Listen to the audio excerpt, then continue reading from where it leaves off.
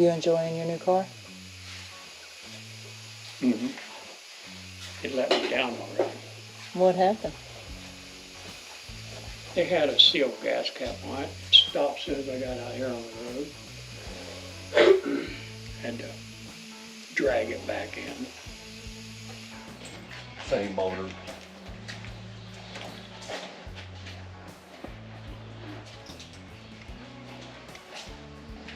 Flathead straight A.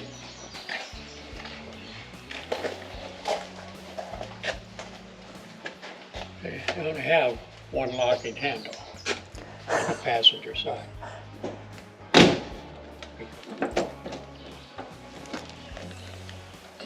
Oh, look at the luggage. Yeah, I came with that too. Did the hat come included too? It was part of it. It was a traveling car. It even came with the hat in the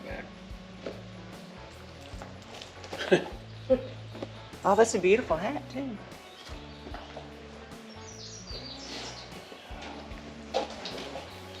Oh, wow. That's elegant. That is gorgeous. Nothing much. Man. Going to school sadly. 2 weeks apparently. Yeah.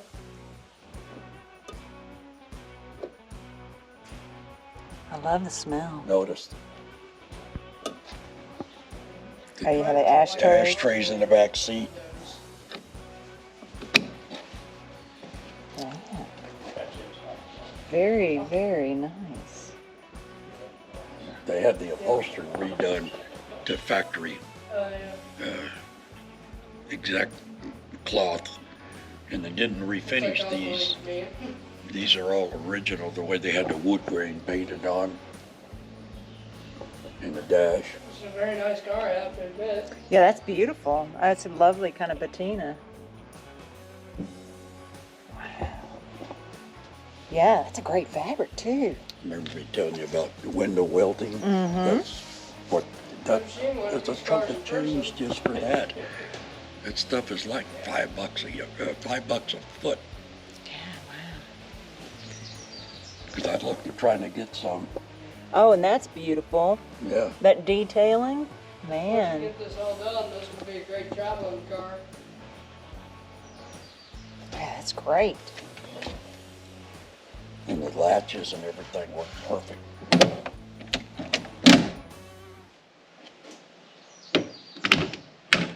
Well, except when I try to do it, I gotta think about doors, don't I? Now you just gotta slam it. There you go. You gotta do it with authority. Well, now you know I grew up with them. Don't slam that door. Don't you slam that door on that Camaro. Yeah. It's quite a vehicle. And the guys in the Packard Club used to always do the thing where they start them up and get them at idle, and then take a nickel and stand up on edge on the top of the motor, and it would sit there and never fall over. Oh, wow, yeah, That's smooth. how smooth they go. Yeah, good job, Dennis. This is great. Oh, Little story about why these are painted red. Why? Because when they come out of the factory, they ain't painted. What they did was every car that came out of the line got put on the test track and ran around a test track, and they figured out if everything was right on it. Once it passed all the tests, they would paint those centers red so they would know which cars had already gone through the testing. Oh, wow. Yeah. That's a neat little fun fact. Bet y'all can't wait to get that out on the road. Oh, yeah. Can't wait till the first show. This part of the country saw very few Packards. Yeah. Because they were like 5 times the price of most cars at the time. Yeah. And when I saw it, I went, oh, that's almost like mine. And I told Dennis about it. He said, well, let's go look at it. And I went, yeah. The only difference was mine had the dual side mounts and the fenders. And the rest of the body is essentially the same as a 38. And it also has these fins. There's a thermostat inside the radiator that when it's cold, these fins will set shut. Really? And when you fire it up and it warms up, they gradually open up to allow airflow. Wow, that's ingenious, isn't it? Yeah, way back when. Now, mine didn't even have the thermostat in it. This one still has the original thermostat in it, and we haven't tried it yet, but I bet you the darn thing works.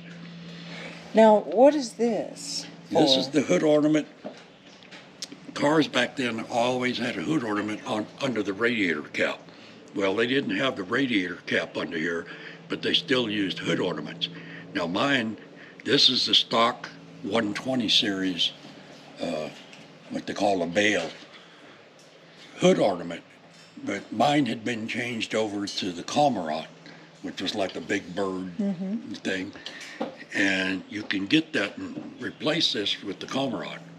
My car still had this in the trunk, but they had bought the cormorant to go on it, and it's just purely decorative. Okay. It just seemed weird. It almost seemed like this would have. It makes me want to think that somehow moves, but it doesn't, does it? That's what the design was, to make it look nostalgic, I guess, because a lot of the old caps back when in the early 20s and 30s had a bale thing that came up and clipped over to hold it in place. Right. Okay. So it's not functional, it's just aesthetically. And somebody had changed this one over. I'm not sure that they did it in 39 from the factory. I kind of doubt it. In 38, the lens was different. This is a seal beam. And on the 38, it just had a lens with a bulb behind it. And the lens had more of a bubble. It was almost like a ball. And it had flutes in it. So, but these are aftermarket. Yeah, you can tell these are obviously aftermarket, right? Yeah. And they're, It would have originally had amber, though, you think? no, those are set up for blinkers. All right. Blinkers or driving lights, fog lights they called them, but this one's had it hooked up as blinkers, and it's even got two red ones on the back for the blinkers. There's some other driving lights, they call them, that were accessories you could buy back in the day. Especially you'll see it on a lot of the big Packards and the high dollar cars from the 30s and 40s. They're about this big around, and they've got a bale across them. I can't remember what they call them now, but I thought I was going to put a set on my 38. When I priced them, I went, nah, I don't think so. They were like $600-800 a piece for used ones. Wow. And some of them were even set up with a bar on them that as you turn the car, the lights went like this to follow the road.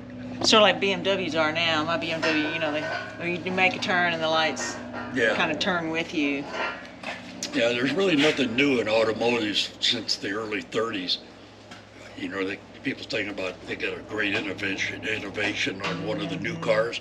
It was done back in the 30s. Nah, they're just bringing back old concepts, right? Well, it was like when it first started seeing a lot of cars that were front-wheel drive.